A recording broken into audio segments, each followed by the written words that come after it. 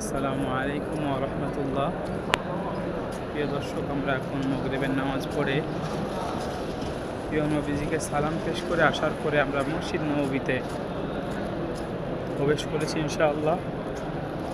আমরা এই গেট থেকে এখন বার হয়ে যেয়ে, এটা হচ্ছে মসজিদে নববী, গেট থেকে এখন বার হয়ে যেয়ে আমরা চলে যাব 335 নম্বর গেট, যেটা হচ্ছে মসজিদের দরজা মুখ। ওখানে চলে যাব, ওখানে বার হয়ে ইনশাআল্লাহ প্রিয় নবীজির সামনে সালাত ও সালাম এবং দরুদের নাজরানা পেশ করিব। আপনারা সকলেই দেখছেন, এটা হচ্ছে আমার প্রিয় নবীজির মসজিদ, মসজিদে নববী। এর কোনো তুলনা হয় না যে কি বলে এর প্রশংসা করিব, কি বলে এর তুলনা করিব।